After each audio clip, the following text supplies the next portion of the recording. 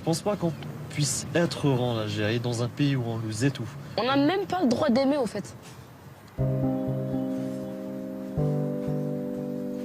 En Algérie, on n'a pas le droit d'aimer, au sens profond. Parce que déjà, le romantisme est vu comme une faiblesse dans notre pays.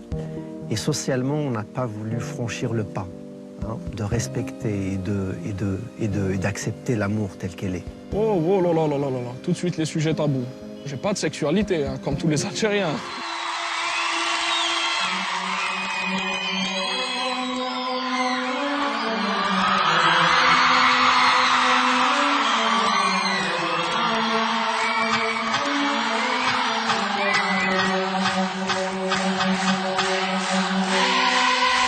Ce dont on ne sait pas parler, il faut le taire.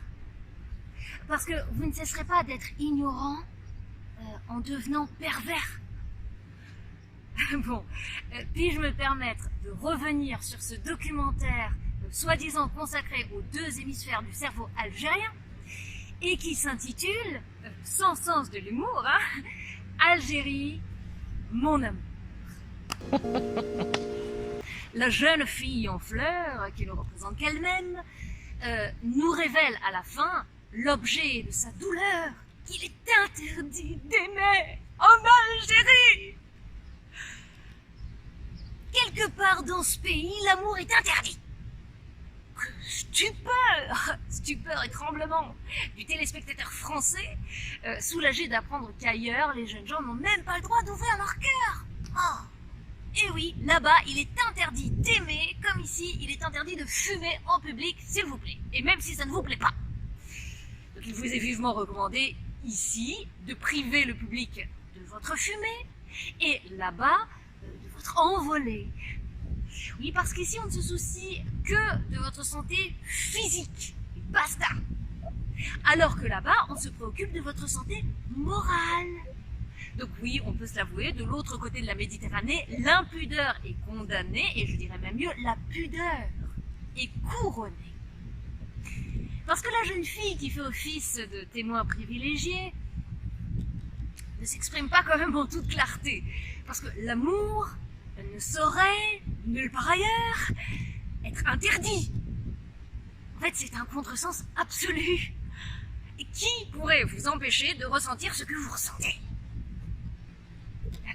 Personne. En effet. Mais ne faisons pas comme elle, semblant de ne pas faire semblant, et appelons les choses par leur nom. Parce qu'il ne s'agit pas d'amour, mais de sexe.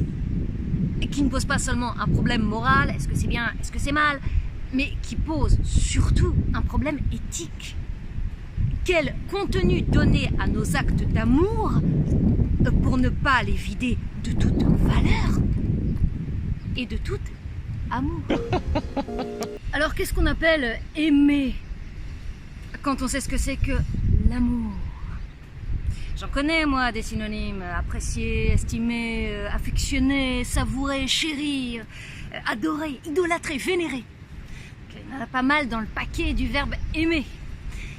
Et vous voulez absolument le réduire au verbe forniquer, qui est vieux comme le monde, qui s'envoie en l'air ou voyage en dehors des relations de mariage. C'est un péché, la fornication, et non un signe d'élévation.